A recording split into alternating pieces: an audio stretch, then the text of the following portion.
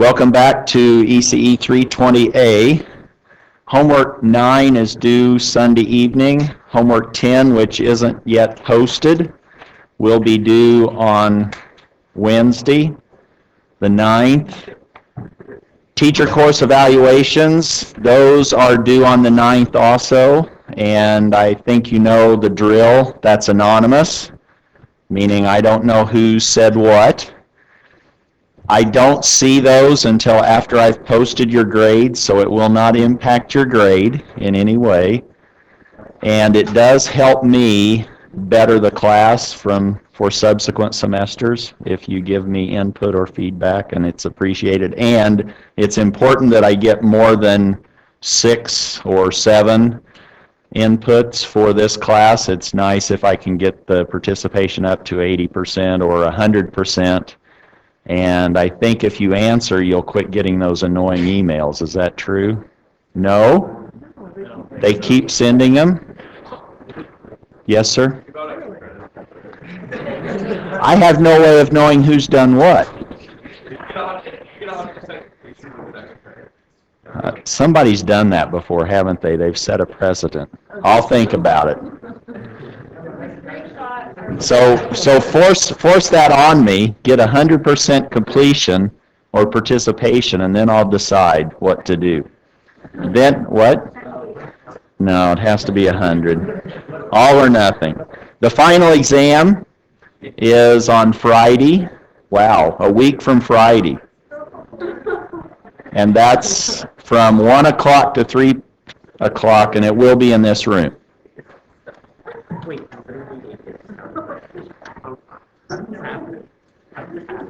All right, today what we want to do is cover filters, and we'll start with what we already know in terms of passive filters and the different types or the frequency response. Then we will answer a few questions on why we might want to do active filters and give an example. Then we'll do frequency scaling. Wow, I better quit moving. No more dancing. I can only look at dance. All right. Magnitude and frequency scaling. We'll do a filter example, and I apologize for those. I didn't know I had people in this class that were in that class. If people are in that class.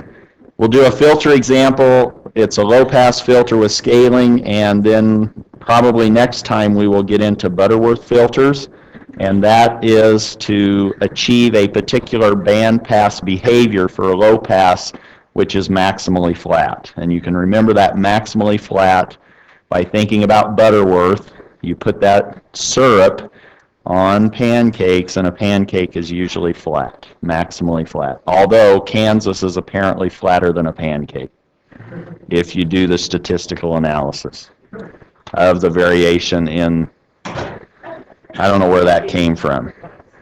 But we were looking at Kansas. We're looking at a lot of things today. Frequency response. Bode plots, which you know how to do. That information is helpful or can be used to help understand the different characteristic filter types or the types of filters you're interested in. Let's just remind ourselves of those.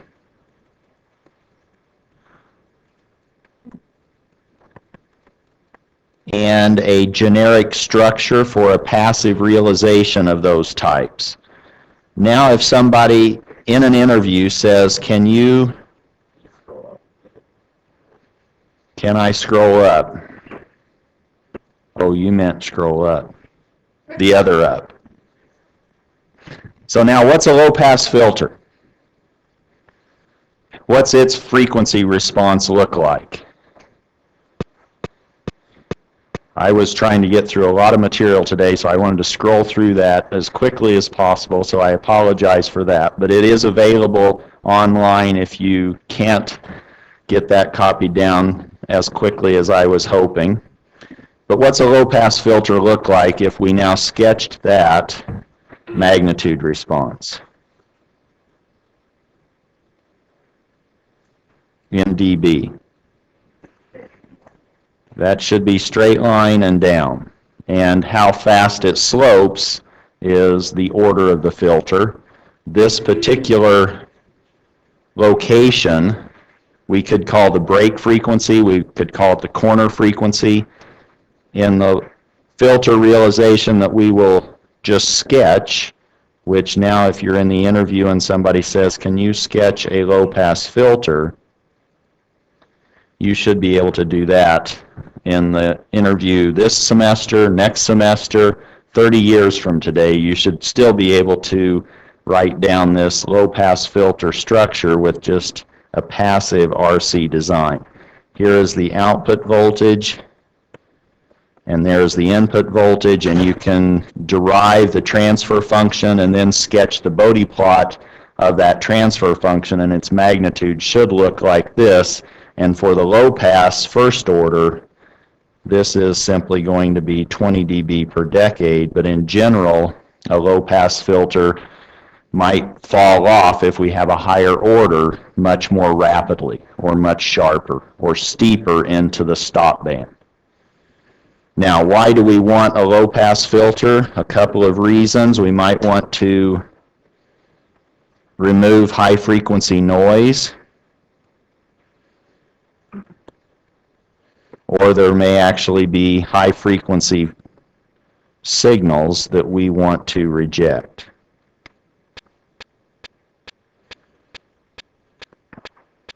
For example, if you are going to sample that waveform after it's been filtered, you might want to run it or pass it through an anti-aliasing filter to get rid of some of those high frequencies that if you don't do that, and there are high frequencies, and when you sample, those high frequencies will actually start to alias, meaning they will look like lower frequency signals. And you'll see that analysis in a signal processing class, a digital signal processing class, but in this case, you would set that corner frequency low enough so that you would attenuate those high frequencies and they wouldn't be aliased back or look like lower frequencies. Those are a couple reasons why we might want a low pass. Another filter type is high pass, and I think you can quickly sketch its Bode plot behavior in terms of magnitude. And in the circuit that we will sketch, this break frequency is actually R over L, where the circuit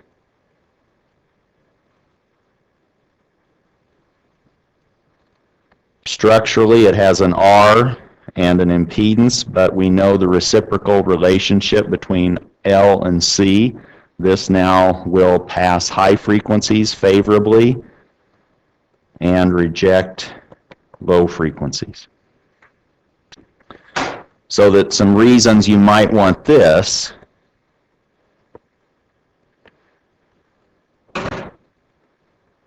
is obviously to reject low frequencies, but why or what's down there, you may actually have a DC signal that you want to get rid of that's messing up your waveform, and you could then reduce the DC bias, or let's say the DC offset in some signal by passing that signal through a high-pass filter. Another filter type is a band pass filter. Now we are passing intermediate frequencies.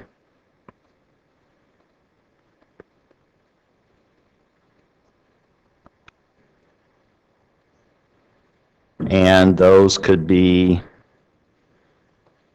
maybe coming to us as some communication signal or signals that we're wanting to pass.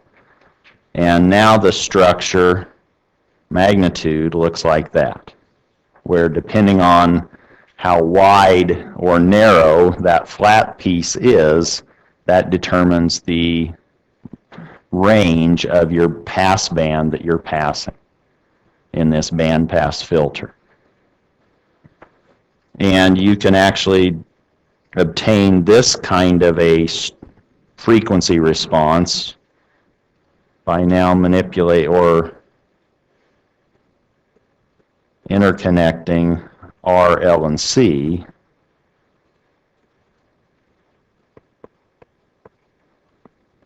such that now you have this series RLC circuit and you are measuring the voltage across that resistor, and by the appropriate choice of R, L, and C, you can shape your magnitude of that transfer function to have this band pass characteristic that you are looking for or wanting. The other type, we'll stop with 4 different types.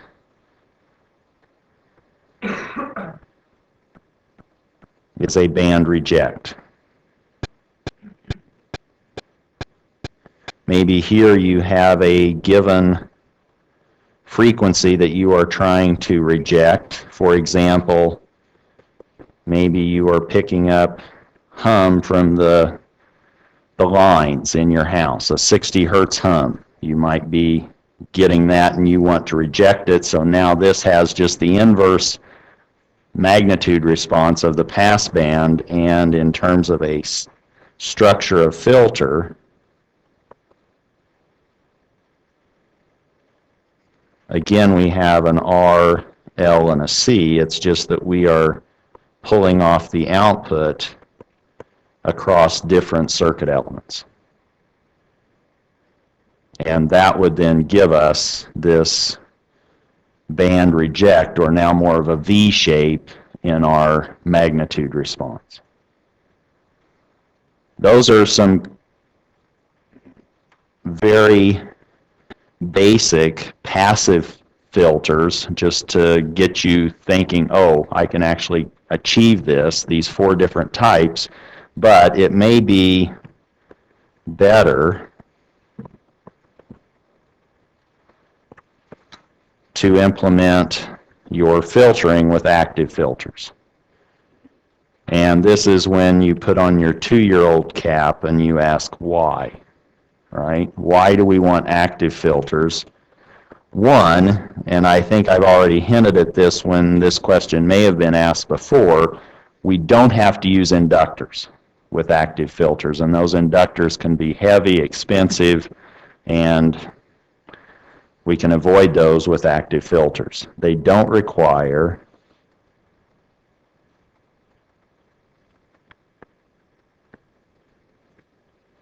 inductors,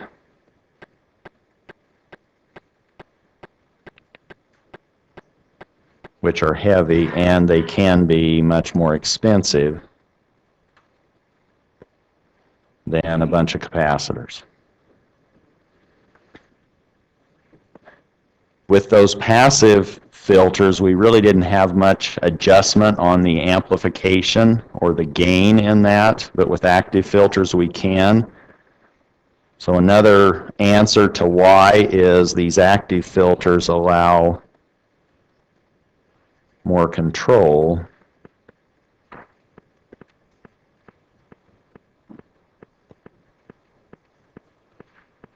over the amplification. And finally, one more, let's say, reason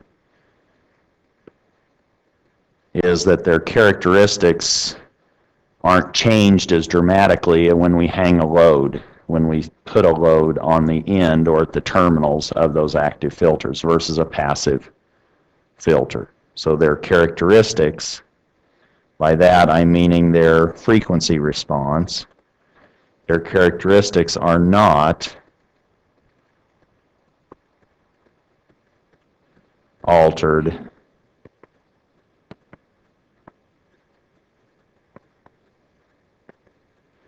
by the loads at their outputs.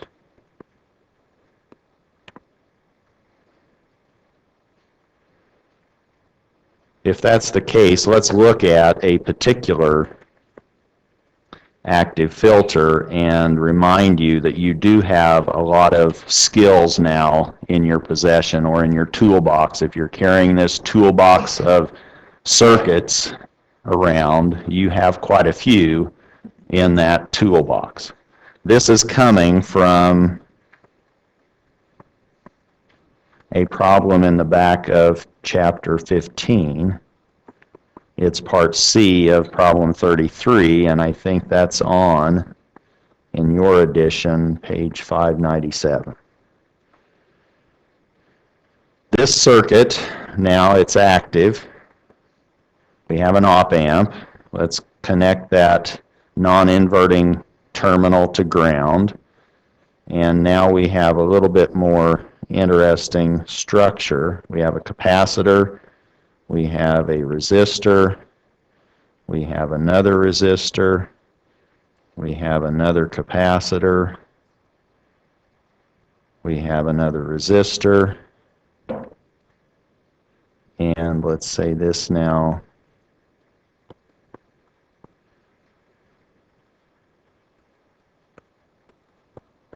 is our output. Let's label these so that we can keep track when we're doing the analysis. Let's say it's R1, R2, and R3. And let's use the same capacitor in both cases. And so I'll now write this in the S domain, where I now have two capacitors with impedances 1 over SC.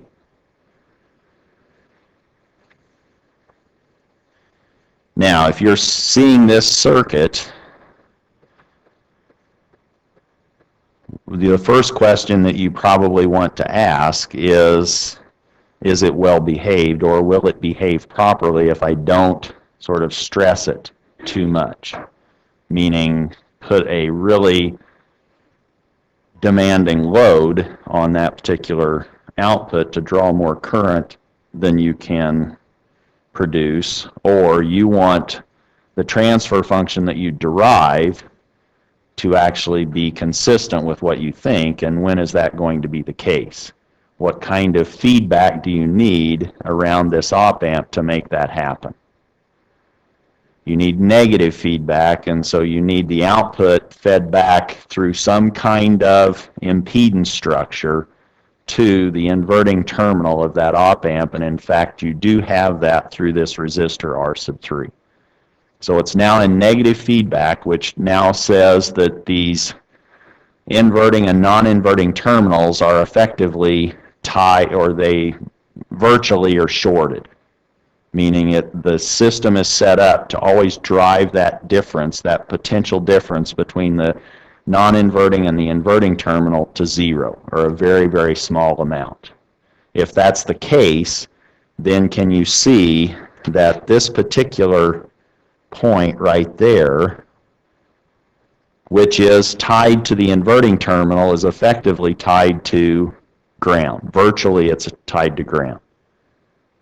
And that now allows us to write our equations maybe a little more directly when we are computing or trying to find the transfer function between V sub I and V sub O.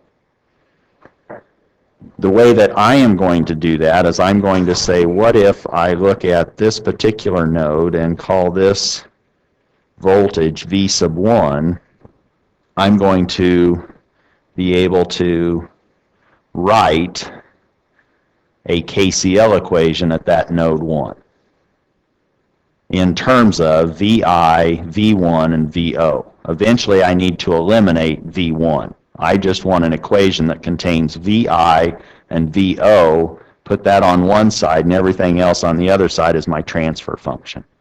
And I will write it such that V naught is divided by V sub I. And that will give me the transfer function that I want. In terms of V1, VI, and V sub 0, is it clear how to write KCL at 1, at node 1? Meaning I have this current going from right to left, and the voltage drop across that R1 from right to left is just V1 minus V sub I. Is that clear?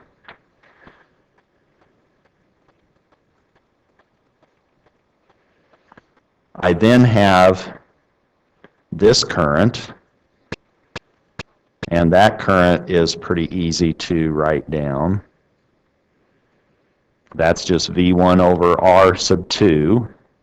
I also have this current going to the right out of node 1, and here you have to realize that you have negative feedback, and how can we now write this? You could say V1 minus V sub n over that impedance, but what is V sub n? That's 0. So now we can say, oh, I have V1 over the impedance, 1 over SC, and that's now the current going horizontally to the right out of node 1. What about this current? I'm making all of these currents leave node 1 so that I can put them all on the same side of my equality, and those will all have to then sum to 0 in this KCL equation. What's the current going up out of node 1?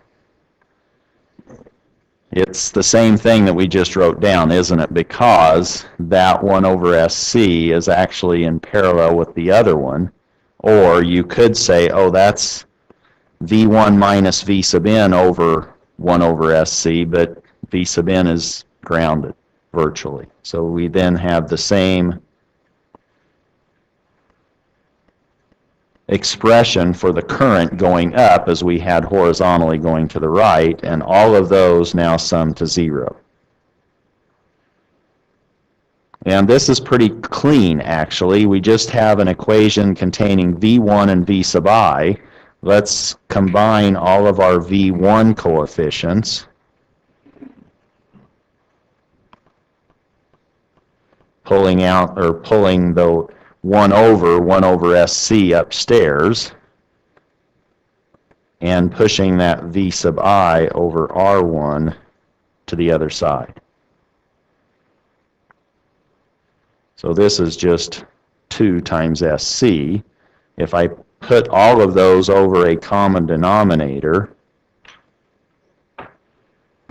then I have, and I'm going to order those, it's really R2 plus R1, but I'm just liking to write those in the order of numerical increase. R1 plus R2, that gives me the first 2 terms, plus 2S R1 R2 C. Or maybe I should have said, let me put all of those R's and C's together.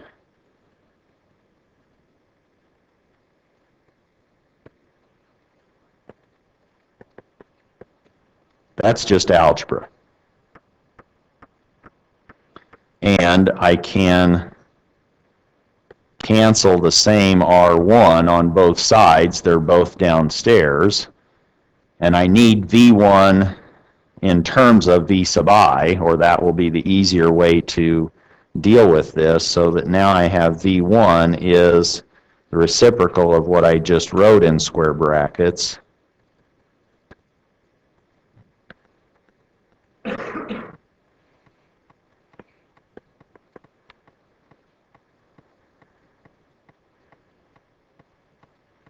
But I don't want V1 as my output. I want V naught, or V sub 0, as my output.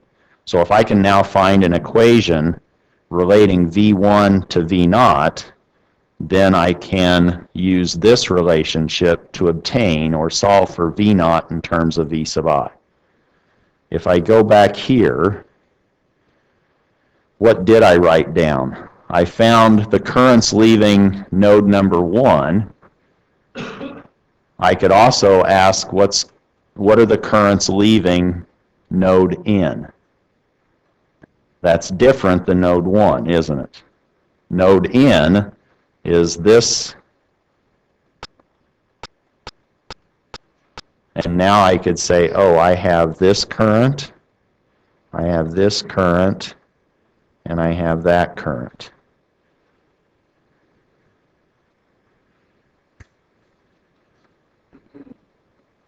Or maybe I don't want to do it that way. Why don't I do it the other way? Since I have them in terms of already V1. The current going into the node N, we've already found. That's V1 over 1 over SC horizontally. Is that okay? So now we are writing KCL at N. The horizontal current is just V1 over 1 over SC. What's the vertical current that also, the red current going into node N? We've already determined that's exactly the same as the horizontal one. So this is now V1 over 1 over SC. And the only other current we need to worry about, since these are all coming in, let's go ahead and say that current. And what's that current? Horizontal going from right to left from the output node back to little n. Okay, it's V out minus Vn over R sub 3, and we've already figured out that V sub n is virtually connected to ground, so we don't need to even write that down. We now have plus, whoops, I just told you that one was 0, didn't I? So this is V0 over R sub 3 is equal to 0. And I can solve that now for V sub 0. I can multiply everything by R sub 3. I've taken now the other terms to the other side and added those together. And that's going to give me this 2SC times V sub 1. Or this is now minus 2 R sub 3 CS times V sub 1. And this V1 I can now use, or use this black equation to eliminate V1, and now I have an equation containing V0 and V sub I. So that V0 of S is now all of this on upstairs minus 2 R sub 3 CS over, and I now have an R sub 2 from the other one, and I have downstairs R1 plus R sub 2 plus 2R1 R2 CS.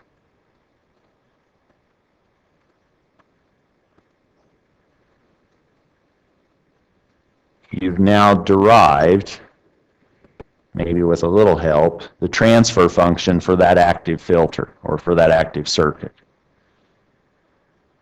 Maybe I shouldn't have squeezed that S in there. It's vanishing on me, so let me do the follow. I'll clean that up and say that's R2, R3, C times S. And if you're doing this on a napkin in an interview, you might just say, why don't we just assume some numerical values for our elements? And the interviewer is going, just impressed with your dexterity in deriving this transfer function. And now you say, well, let's just simplify that by making all of these parameters equal 1. No, not 0. Let's not put all of those to 0, because then what have you done? You wouldn't have even had to do all of that analysis, right? You have nothing connected if you make it as all of these things 0. But if you make them 1, now what do we have?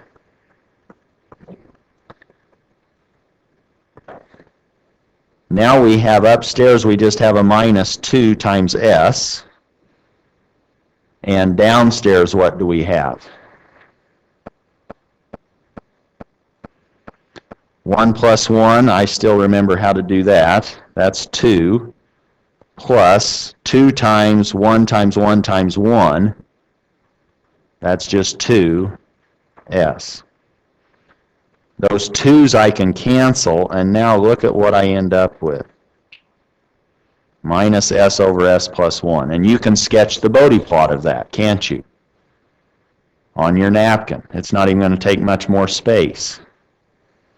You might have to carry a felt tip because sometimes pens and pencils don't work with napkins, do they? And hopefully you won't break that felt tip in your pocket when you're sitting down, or I don't know where that came from. Might ruin your trousers before your interview, all right? So what is this? What kind of singularities do we have in this transfer function? This transfer function now is for this circuit with C equal to 1 and all of your R's equal to 1. That's now generated this transfer function, and that negative sign shouldn't surprise you because you haven't augmented or added another inverting amplifier on this. This is going to invert your signal, and we may just neglect that. Well, I don't know. We'll see. Maybe we'll keep that minus sign in here. But what kind of terms do we have in this transfer function? And now I'm looking for constant terms, zero factors, pole factors, zeros or poles at the origin, quadratic factors. You don't have much, do you, here? Where's your zero? It's a zero, but I prefer you to say at the origin. That is zero, but it's right there. No real part, no imaginary part. It's at the origin. And that has different characteristics than a zero somewhere else on the real line. Where's our pole? It's in the left half plane, and it's actually at a convenient value, isn't it? It's at 1 radian per second in the left half plane. It's at -1. And a lot of our filters we will design, and they will be normalized to have all of our poles on this radial distance away from the origin, a distance of 1. So this is fitting in with that particular strategy, and we'll learn how to scale these by adjusting the capacitors and resistor values to change that bandwidth, because our life does not always revolve around 1 radian per second, does it? Everything that we filter is probably not always going to match up with 1 radian per second. We'll probably want to adjust that. Just saying. Give me a more positive answer. You're 1. All right. So, what's the Bode plot of this look like?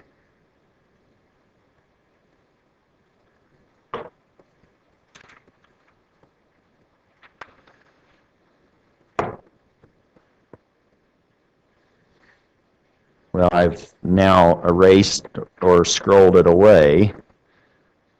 Can I scroll up? I'll scroll up. How about if I just do this? I'll just repeat the transfer function. What's this doing at high frequencies? Yes?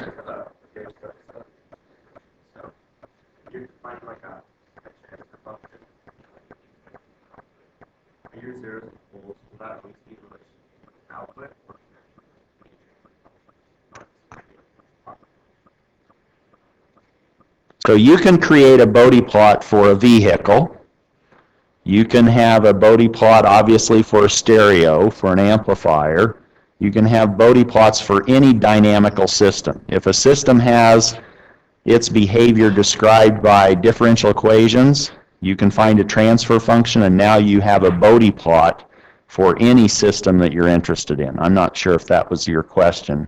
The question was, I think, what are these pole and zero factors, or what will they look like for any generic system? They will be whatever they are going to be based on your equations that govern the system that you're interested in. In this class, it's a circuits class, so we're focusing on filters or circuits.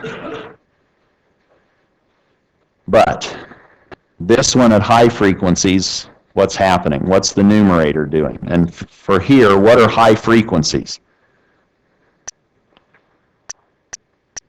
High frequencies are basically where we have now moved beyond all of the bends and breaks in our Bode plot. It may be sloping, but it's continuing to slope in the same manner. Then we would say, oh, anything to the right of that in frequency or higher in frequency is a high frequency. Here, higher frequencies are bigger than 1 radian per second. We've finished breaking after 1 radian per second. What's this doing at high frequencies? S is big in both numerator and denominator. If we make it a little bit bigger, it dominates the 1, and so the numerator magnitude looks about the same as the denominator magnitude, correct? Especially when S is 10 or more. What's big over big? 1. So we are passing what we see at the input directly at the output. Our magnitude is 1. We're not changing the gain. What's happening at low frequencies? If S gets really, really small, what's the denominator going to be? 1. What's the numerator? Really, really, really small. So we have really small divided by a good number, 1. So it's really small. Does that give you a clue as to what this is doing filter-wise? It's a high-pass filter.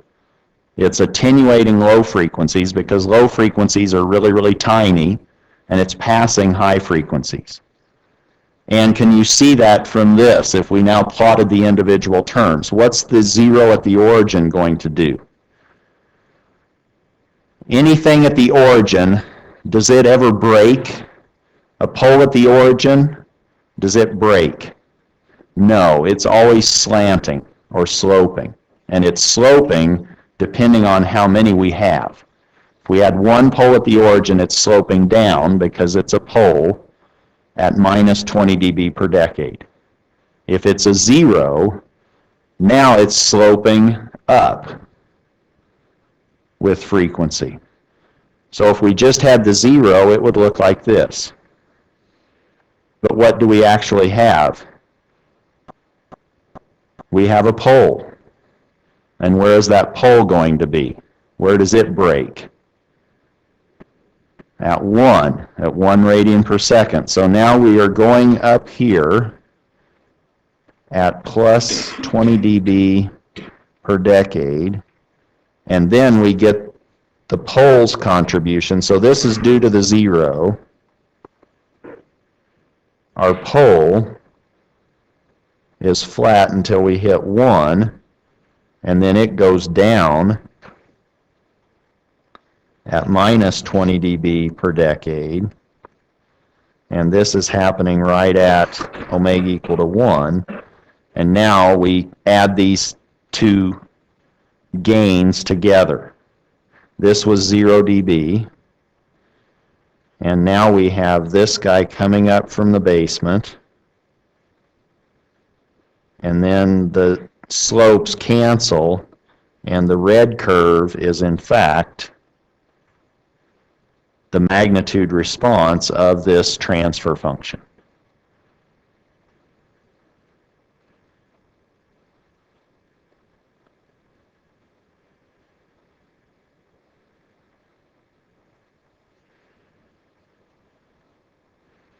Questions on that? Yes. So the negative sign is not impacting us because we are taking the magnitude, and we're taking the magnitude of that transfer function and then taking the log and multiplying it by 20 to give us a dB. So the question was, what happened to our minus sign? We don't have to worry about it because the magnitude of minus 1 is 1, and it's not impacting us. Now we'll take it into account in our phase plot. What's the phase plot look like for this transfer function? This is now log of omega, which is what this was. And we had something nice happening at 1 Here is, let's say, 10. Here is 0.1.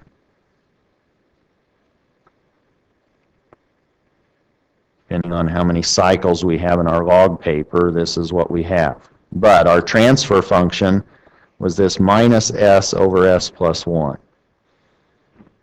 What's our gain? Those are supposed to be straight lines, level lines. This is the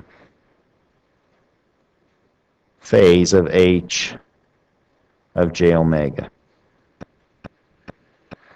And these guidelines are for plus 90 degrees, minus 90 degrees, 0, and minus 180 degrees.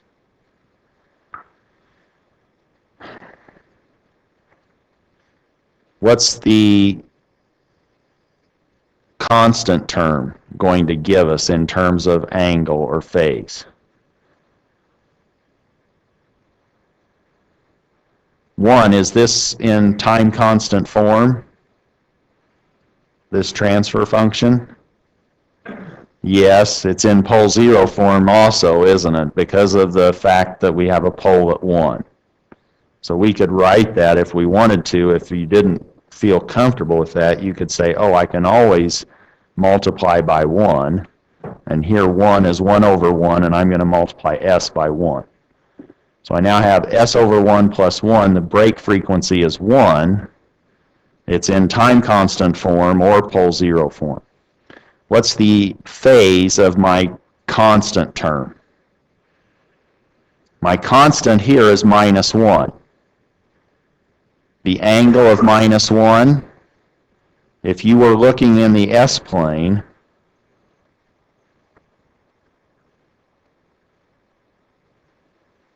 and you said, oh, I'm over here at minus 1, and all of our angles are measured with respect to the positive real line, what angle have I just gone through? Minus 180 degrees. So that now the constant is going to give me this, boy, it's not flat, but I can sure follow it. So, do I pass? Yes.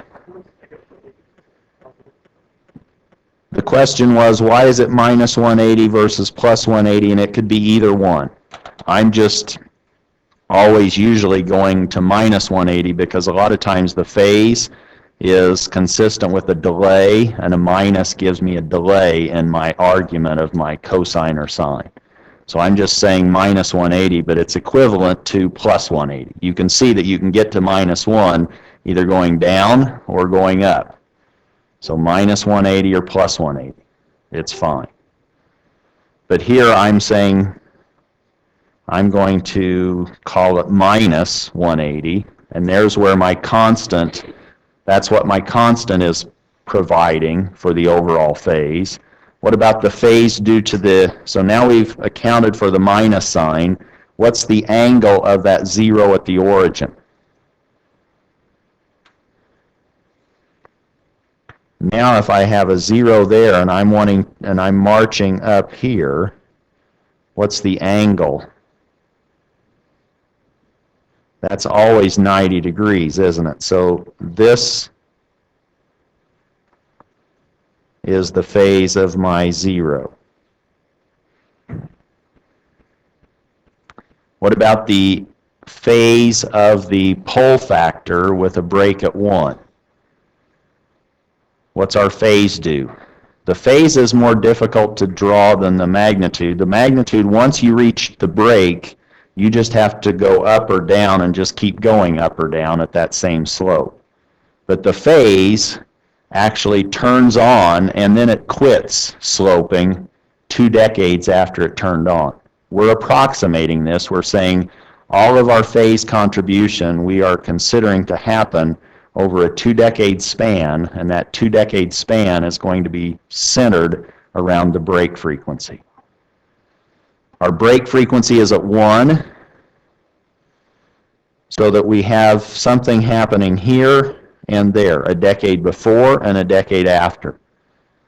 A decade before, if we replaced S with J.1, Now we're looking at the angle of 1 plus j 0.1. So I'm looking over here and I'm going up 0.1 relative to 1 out, and that angle is not very big. We're agreeing that that will just be approximated to be 0. Then a decade beyond 1, or at 10, I have the angle associated with 1 plus j10. So now if this is the origin, and I walk over 1, and then I have to go up 10. You remembered where the origin was. What's the angle from the origin to here? It's big, isn't it? And it will eventually get to 90 degrees. It's a pole angle. That gives us then minus 90. So beyond 10, this pole factor will be at minus 90. And between those, we're just connecting those with a straight line. This is now our phase due to the pole factor at s equal 1.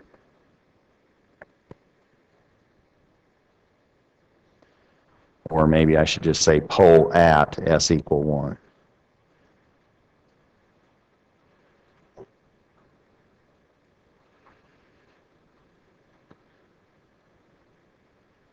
I'm just giving you guys time to write.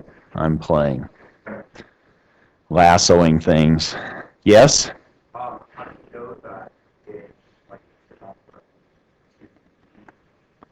So the reason, well, the question was, how did we know that its only span, or the only time that it's sloping is over this 2-decade interval? And this is the approximation that we're agreeing to abide by.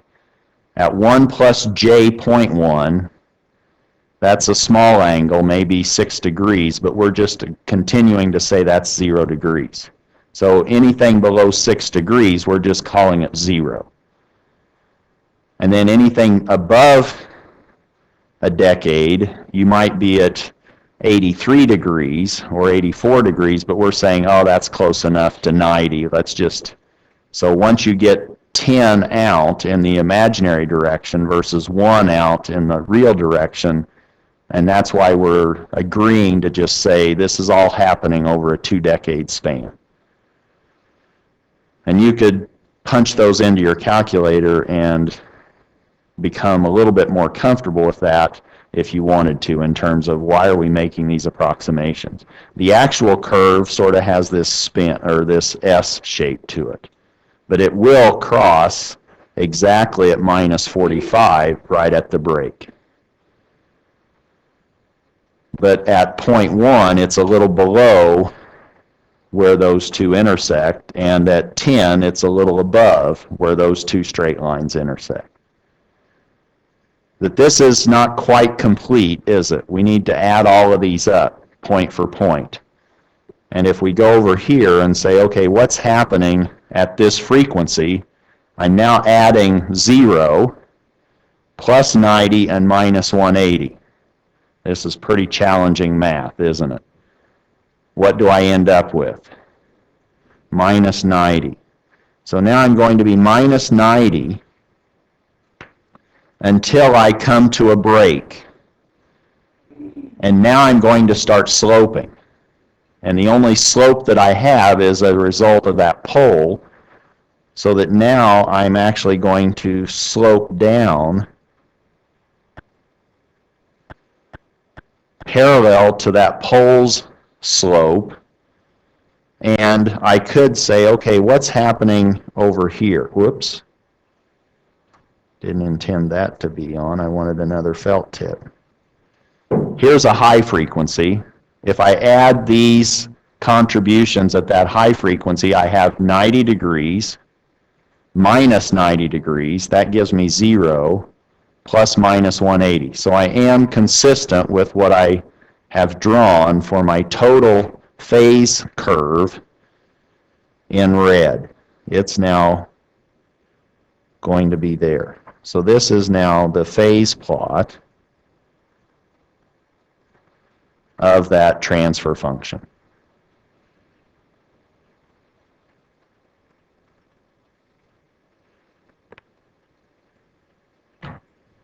Questions on the magnitude sketch? Yes? So I understand how 0 is that magnitude track. Where is 0 degrees?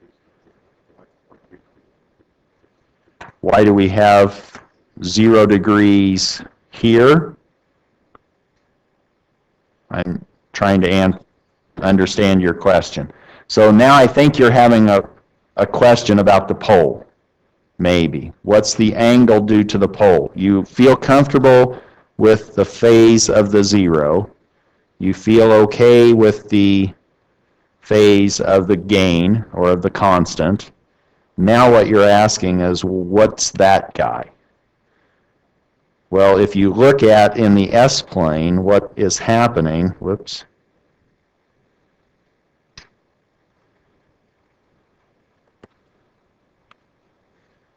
we now have this pole at -1. And we are saying, oh, if we go up to a decade before that, it's at 0.1. That's 1/10 of 1. And we're saying, what's the angle from 1 to J? 0.1. We're agreeing that that's very small. Then we travel, we just keep going up, but we are looking at this at 3 different points. This is Goldilocks again. Right at J1, what is this angle? We're over 1 and up 1. That angle is 45, and because it's a pole, we will subtract that, and so we're going to be at -45. If we keep going, walking up that imaginary axis, we will eventually get to a decade beyond. And this, remember, this is not a logarithmic vertical axis. This is the actual vertical axis. Now we're 10 times where we started, and what's the angle here? That's very close to 90 degrees. So we're just agreeing that we will consider it 0 a decade before, we'll consider it completely all in a decade beyond, and we'll just say it's linear variation between those two extremes. That's where this pole's behavior, that's how that arises. And then what we have to do is we have to simply, starting at low frequencies, add all of those up point for point. That's that vertical yellow highlight that I've shown at the low extreme. It's the height or the addition at the light blue felt tip and every point in between. But for low frequencies, we're starting at -180 plus 90 or at -90, and that's where the red is. Questions on that?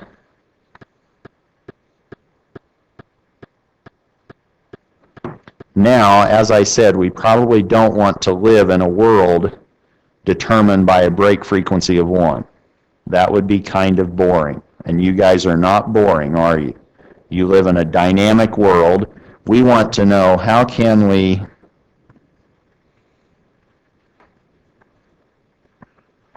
obtain the passband that we want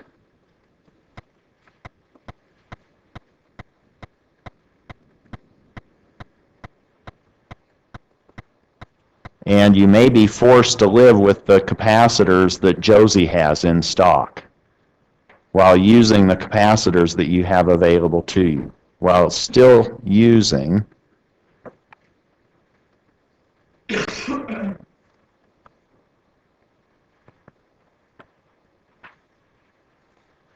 component values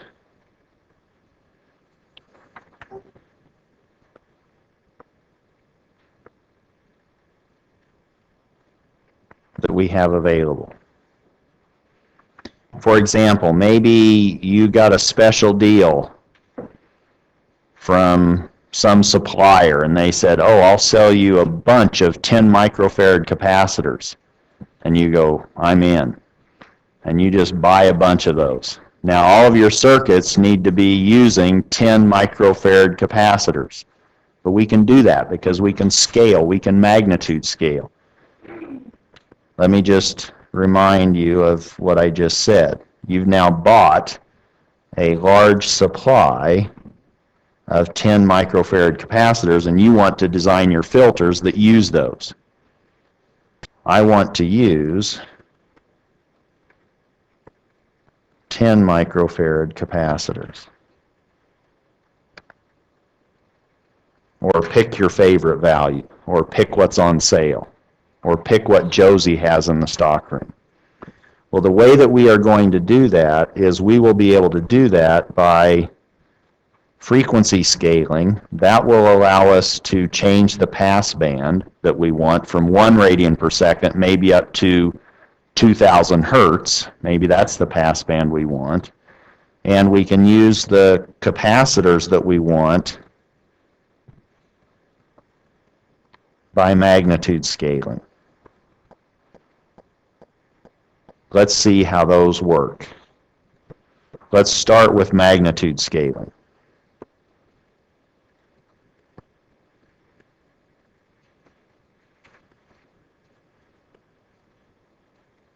And to establish sort of what's happening before and what's happening after, I'm going to introduce the following notation. Let's say that if I use a subscript of a 1, I'm going to define that to be my initial value of my resistor, capacitor, or inductor.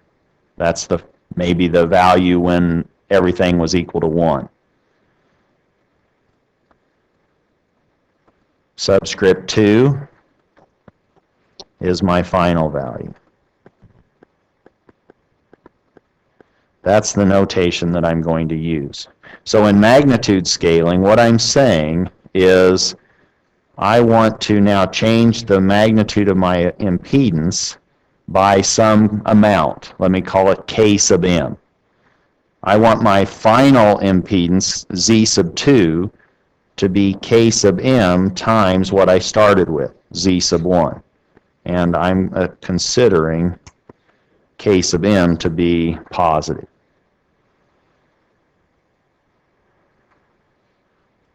And we have 3 different impedances that we can play with. Suppose that I am dealing with a resistor. What's the impedance of a resistor? What's the expression for the impedance of a resistor in the frequency domain? That's just R, isn't it?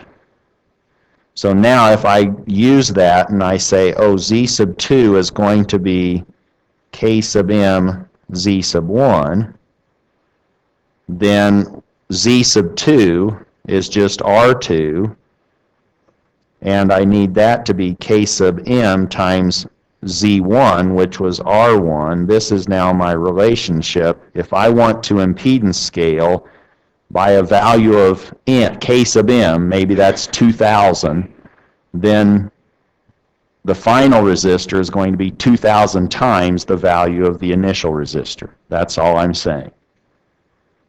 What about an inductor? In terms of j omega, the impedance is j omega L. So that now if I had the final impedance, I want that to be K sub m times the initial impedance, and Z sub 2 is now j omega L sub 2. That should equal K sub m times Z sub 1, which is j omega L1. The j and the omega are on both sides. I can cancel that, and now I can see that if I magnitude scale my inductors, my final inductor value needs to be scaled by K sub m from the original, or the initial inductor.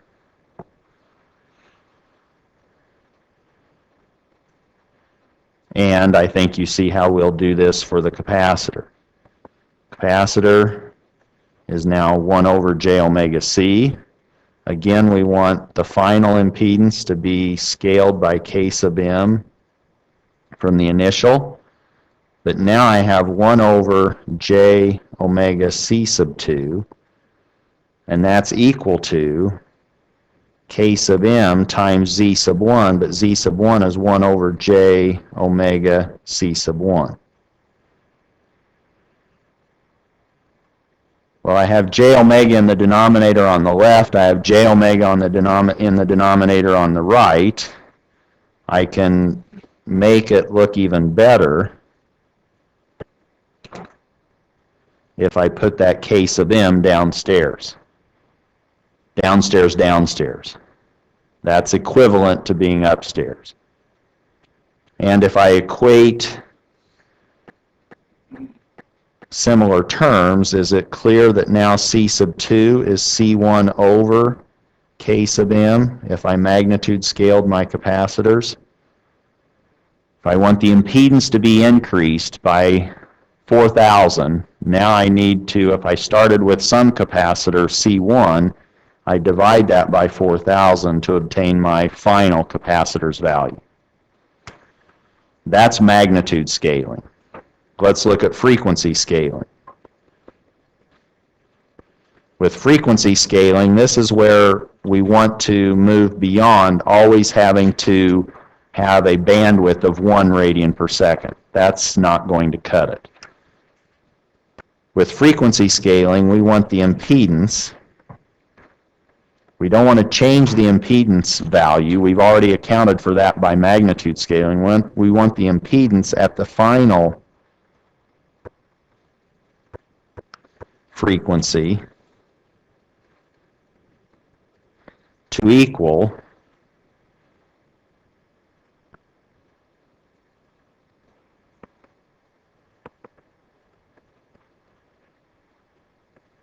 the impedance at the initial frequency.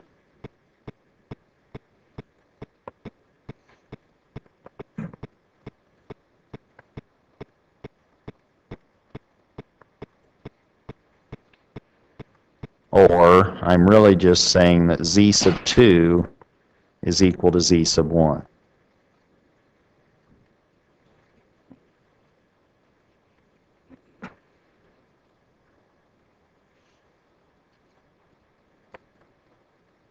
Let's suppose then that the frequencies that we are scaling, we want the final frequency or the scaled frequency omega sub 2 to be K sub f times omega 1. So if we wanted to go to 3,000 radians per second and we had a filter that had a bandwidth of 1 radian per second, omega 1 would be 1, omega 2 would be 3,000, K sub f needs to be 3,000. So that would be our parameter that we would use. What happens when we frequency scale the impedance associated with a resistor?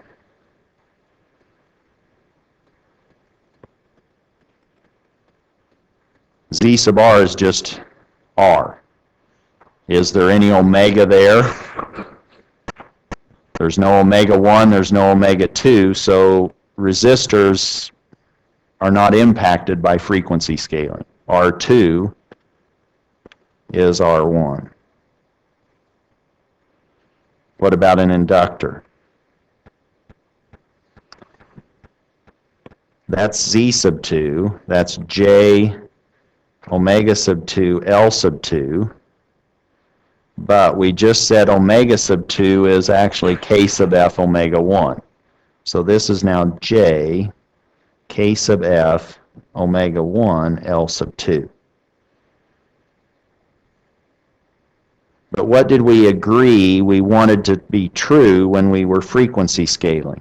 We wanted Z sub 2 to be the same as Z sub 1, which says that we want this mess to be Z sub 1. Z sub 2 is equal to Z sub 1, but Z sub 1 is J omega 1 L sub 1.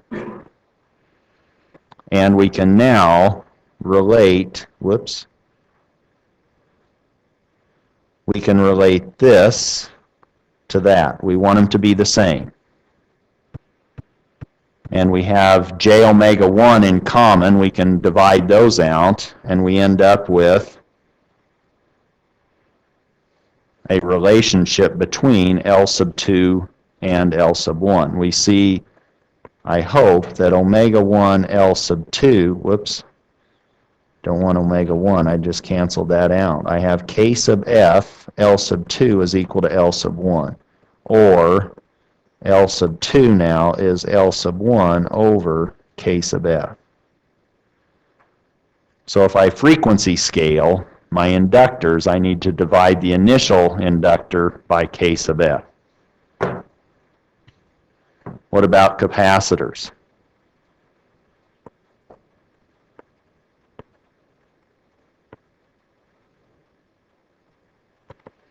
Z sub 2 is 1 over J omega sub 2 C sub 2. That's 1 over J, and omega sub 2 is K sub F omega 1 C sub 2, and we want that to equal Z sub 1, which is 1 over J omega 1 C sub 1.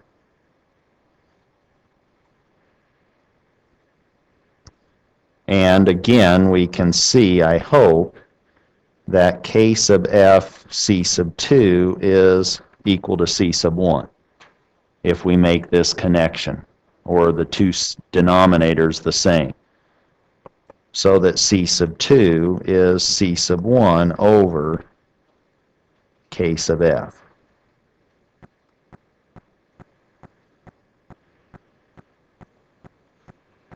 And we can actually combine these. We've magnitude scaled and we've frequency scaled. We used K sub M for the magnitude scaling.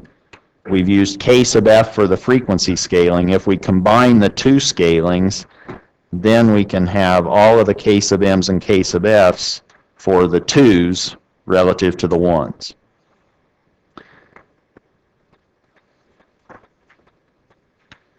The two scalings can be combined.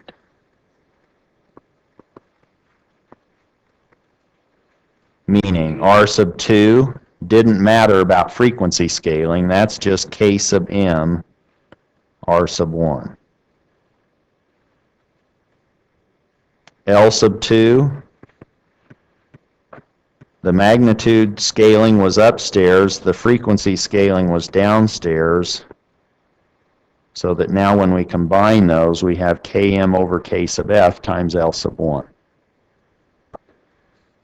And our capacitor, both of those scalings ended up downstairs. And so now C sub 2 is equal to C1 over K sub M, K sub F. Did everyone bring their helmet today?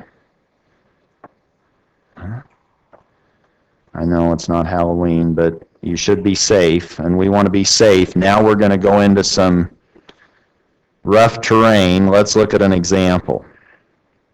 We don't want any head injuries. And we don't want any heads exploding, do we? So now what I want you to do is design a first order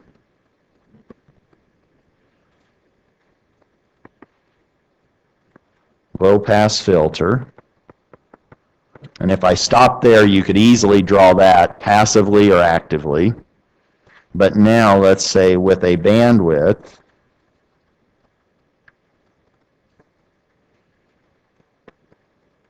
of 100 hertz,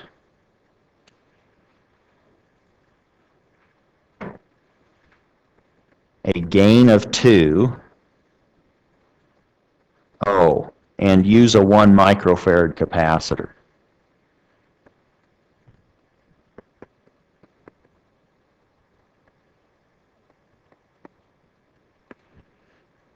Go. Do you remember? Do you know how to do this? Or do you have a clue? Now we want a gain, so we probably are looking at an active device. We need a bandwidth that's something other than 1 radian per second, and now, for whatever reason, we need to use a 1 microfarad capacitor. Now, your first strategy, maybe you'd go and try to Google it. But if you didn't do that, maybe you look in your textbook and you find, oh, the first figure in chapter 15, which is talking about active filters, is filter, sorry. I need the helmet. This is figure 15.1. And you've already seen this circuit. There is our op amp. Now in the feedback path, we have this parallel combination of a resistor and a capacitor. We have a resistor going into the inverting terminal. Here is V sub I, or V sub I. Here is V sub out. Let's call this R1, and let's call this R sub 2, and this is C. And you should be able to derive the transfer function for this if you don't remember what it is by inspection, which I don't expect you to know by inspection. But what does this, first, is this circuit connected okay? Will it behave okay? Yes, it's negative feedback, isn't it? And now we could say, let's just consider this to be some big impedance in the feedback path, Z sub F, and this is our input impedance, Z sub I. And now you maybe do remember the transfer function associated with an op amp that has a feedback element and a feed forward element. That's ZF over Z sub I, and it's a minus because of the going into the inverting terminal. In this case, then, V naught over VI is this minus Z sub F over Z sub I. Z sub I is easy, that's just R. Z sub F, that's easy too, isn't it? That's just the parallel combination of R2 and this capacitor. Z sub F then is R sub 2 in parallel with C, which is now R sub 2 times 1 over SC over their sum, R sub 2 plus 1 over SC. We put everything over SC, and we can cancel the common denominator in the numerator and denominator, and we end up with R2 over SR2C plus 1. Now we can plug those two impedance formulas into our transfer function so that we now have V naught of S over V sub I of S. And I'm going to move R sub, oh, this was R sub 1. Couldn't see out of my helmet. Was that R sub 1 or R sub I? It's R sub 1. So now we have R sub 2 over R sub 1 with a minus sign over S R sub 2C plus 1. Does that look low pass?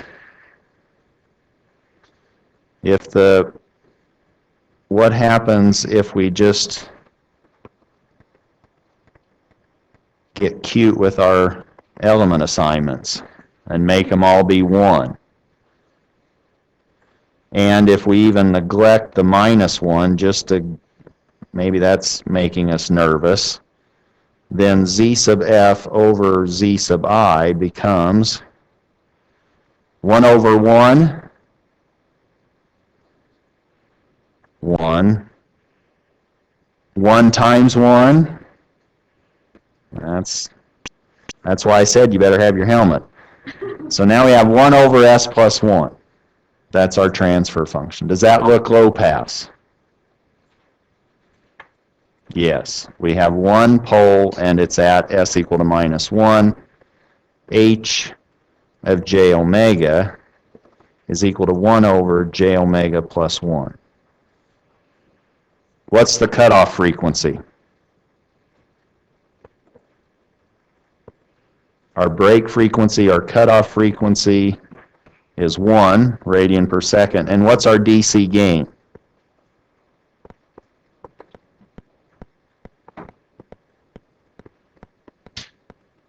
That's 1. So now what do we want to do? We wanted a bandwidth of 100 hertz, a gain of 2, so we need to increase our DC gain, and we need to change our bandwidth from 1 radian per second to 100 hertz, which is different than 100 radians per second. So, I may do that offline. I'm seeing that everybody's watching these extra videos that I post online, but please humor me. It will only be about 5 minutes on this one. I'll see you next time, and we'll get into Butterworth and pancakes on Tuesday.